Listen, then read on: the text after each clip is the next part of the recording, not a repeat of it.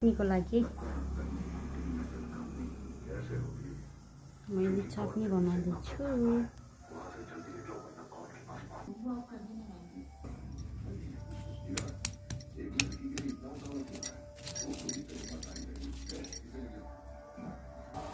लसुन हाल्यो, त्यसपछि पुदिना हाल्छु अनि यसलाई लचक लचक गरेर पिन्छु।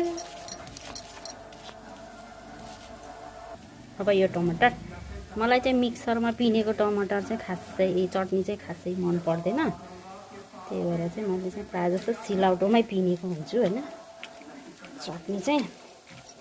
अनि आज गुन्द्रुक र आलु यो हाल्नु भनेर फाइनली मेरो चटनी रेडी भयो।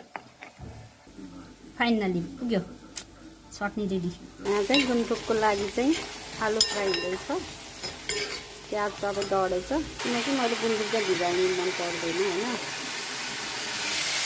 चाहिँ यता गुन्द्रुक हाल्न रेडी भइसक्यो। यस्तो बनाएपछि यसलाई चाहिँ यस्तो हालिदिनु हैन। अनि यो चाहिँ एकछिन राख्दिनु, यो तेलमा सबै फ्राई हुन दिनुपर्छ एकछिन।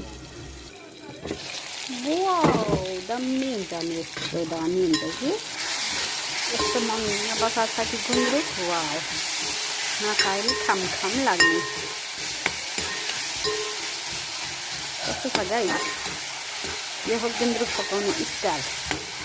किनकि मलाई तातो पानीमा पखालेर खान मन लाग्दैन कि गुन्द्रुकको स्वाद जान्छ हैन।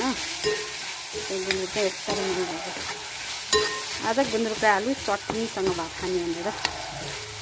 मेरो घरमा दाल छ, मासु छ हैन। मलाई मासु हिजोबाट खान मन नलागेर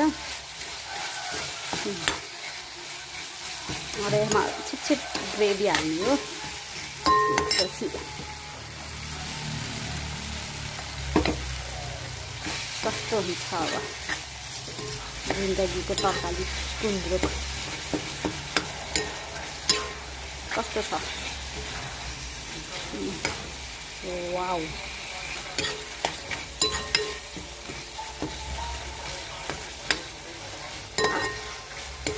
दामी बनेछ गुन्द्रुक। गुन्द्रुक भनेकै झोल खाने हो हैन। टमाटर पाकेमा चाहिँ कि नराम्रो परेको छ क्या।